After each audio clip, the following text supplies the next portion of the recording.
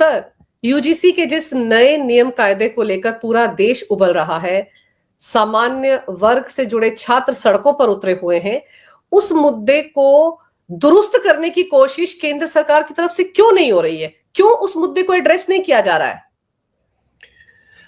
देखिए, सरकार एक विचित्र स्थिति में इस समय है। नरेंद्र मोदी सरकार के लिए जो ये जिस तरीके की पहले उन्होंने इसको कम करके आंका था, तभी तो ये नोटिफिकेशन आया। जब आया, धीरे धीरे लोगों को समझ में आया कि आखिर ये कितना बड़ा और कितना खतरनाक निर्णय है। और उसके बाद सरकार ने पहले सोचा कि ठीक है, कुछ दिन चिल्लाएंगे, सोशल मीडिया के वॉरियर्स हैं और ये कुछ हल्ला गुल्ला होगा, उसका शांत हो जाएंगे। सरकार कहीं ना कहीं ऐसा लग रहा है मुझे कि नियत थी। अब जब पिछले कुछ दिनों से 3-4 दिनों से निशिकांत दुबे को आगे बढ़ाया गया और वो जो है वो डिफेंड कर रहे हैं कि यही वो सरकार थी जो ईडब्ल्यूएस लाई, और भी अलग अलग तरह के कुतर्क दे रहे हैं। पुराने डॉक्यूमेंट उन्होंने लाकर दिखाने शुरू किए कि भाई, तो देखिए, सरकार की निष्ठा पर, सरकार की मंशा पर किसी को संदेह नहीं था कि ये मैं इसलिए कह रहा हूं कि था का मतलब ये है कि उस 13 जनवरी के पहले तक कोई, सब जान रहे हैं कि भाई इस देश की राजनीति किस तरीके से चलती है, व्यावहारिकताएं क्या हैं, जो जातियों की राजनीति है वो कैसे काम करती है। लोग उस पे कहीं ना कहीं सेटल थे। सरकार जो निर्णय लेती थी वो कहीं ना कहीं व्यापक थे। लेकिन जब ये आया है और जब लोगों ने समझा है, तो कुल मिलाकर धीरे धीरे जो एक बैकलैश हुआ है, जो पूरा का पूरा एक प्रतिक्रिया, क्योंकि कहीं ना कहीं ये सीधे सीधे आपके सुरक्षा, आपकी कमाने, आपकी रोटी, आपकी सुरक्षा, इससे जुड़ा हुआ प्रश्न है कि आपका बच्चा कल को यूनिवर्सिटी या कॉलेज में जाएगा पढ़ने, और उस पे कोई भी उसका छात्र, कोई भी जो उसका दोस्त होगा कल तक आपका, वो अगर उसको लगेगा कि इसके नंबर मुझसे ज्यादा क्यों आ गए, तो वो कह देगा कि ये सोच रहा था मेरे खिलाफ और मेरे खिलाफ जातिगत दुर्भावना इसके अंदर है। और जब ये जातिगत सिर्फ सोचने भर से, मतलब ऐसा नहीं कि उसको कुछ करना पड़ेगा, अगर वो सोच लेगा और उसको लग जाएगा कि वो सोच रहा है, तो सोचने भर से आप अपराध के वो हो जाएंगे। और भारत में ऐसा नहीं कि ये सिर्फ यही कानून है, ऐसे और भी कानून है जिसको जो खासतौर से SC ST का कानून है, इसी तरीके से महिलाओं की सुरक्षा के जो कानून तथाकथित बनाए गए हैं, उनका भी इंप्लीकेशन कहीं ना कहीं इसी तरीके से होता है। बार बार हम देखते हैं दुरुपयोग होता है। तो जब दो लोगों के सामने उदाहरण है कि कानून दुरुपयोग होता है, तो फिर निश्चित रूप से यहां भी दुरुपयोग होने की आशंका बढ़ जाती है। जब आप दुरुपयोग होने की आशंका की बात करते हैं, तब आप देखते हैं कि नहीं, जो कोई अगर झूठा आरोप लगाएगा तो उसके खिलाफ कोई कार्रवाई नहीं होगी। यानी अगर हमारे मतलब आपके बच्चे के विरुद्ध अगर कोई झूठा आरोप लगा देगा तो उसको कोई सजा नहीं होगी।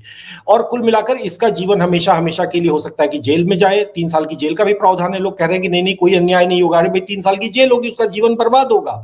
तो अब सरकार को समझ नहीं आया कि अब हम इस पे कैसे रिएक्ट करें। तो निशिकांत दुबे सामने लाए गए और वो कहीं ना कहीं बैकफायर कर रहा है। उससे और इनकी देखिए, जब तक निशिकांत दुबे सामने नहीं आए, तब तक तो ऐसा लग रहा था कि शायद सरकार बचाव में है।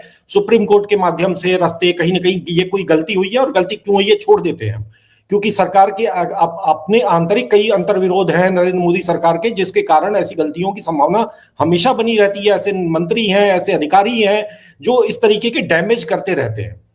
धर्मेंद्र प्रधान भी जो शिक्षा मंत्री हैं, वो भी उनमें से एक है और उनमें से प्रमुख है।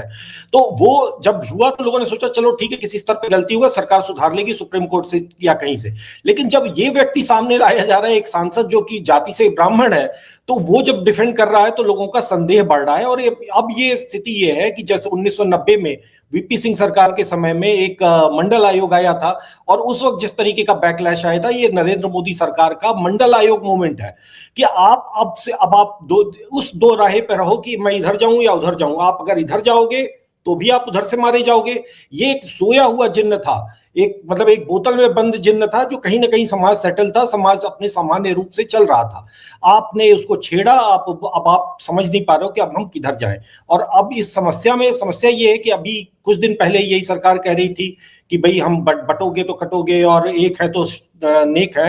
अब वही सरकार अगर हिंदू समाज को ही इस तरीके से बांटती हुई दिख रही है, मैं कह रहा हूं, मैं किसी नियत पे या किसी की निष्ठा पर संदेह नहीं करना चाहता, लेकिन अगर आप ऐसा करते हुए दिख रहे हैं तो आप पर संदेह होगा। और वो संदेह जब होगा तो यही क्रेडिबिलिटी जो है नरेंद्र मोदी की पूंजी थी, पूरी 13 वर्षों की जो राजनीतिक पूंजी थी, वो यही क्रेडिबिलिटी थी। आज उसी क्रेडिबिलिटी पर हमला हुआ है। और ये हमला क्यों हुआ है, कैसे ये स्थिति आई, ये इसकी चिंता भी हम लोग नहीं कर सकते। इसकी चिंता नरेंद्र मोदी को ही करना पड़ेगा, क्योंकि किस तरीके के लोगों को आपने मंत्रालयों में सलाहकार बनाया है, किन निकम्मों को आपके भरोसे आपकी पूरी सरकार चल रही है। शिक्षा जैसे क्षेत्र में, सूचना प्रसारण जैसे क्षेत्र में आप किस तरीके के लोगों से काम चला रहे हो?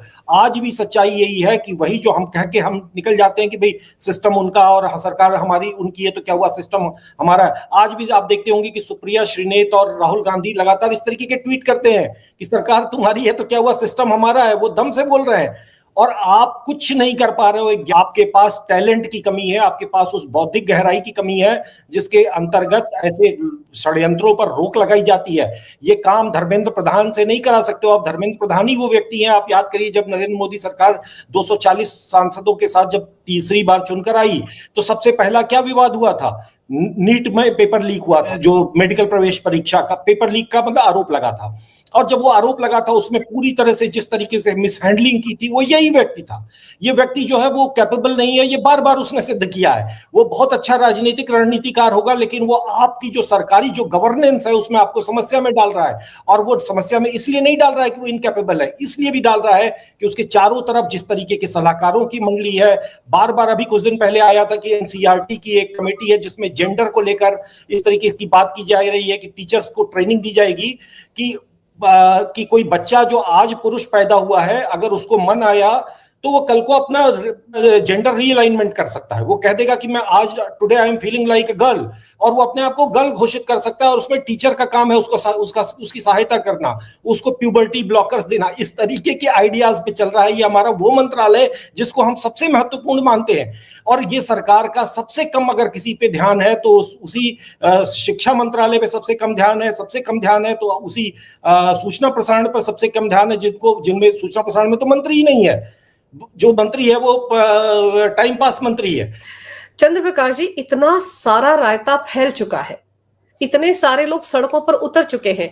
करणी सेना कह रही है वो पूरे देश में आंदोलन करेगी। यूपी, बिहार, राजस्थान में बवाल हो रहा है और अभी तक सिर्फ निशिकांत दुबे सामने आए।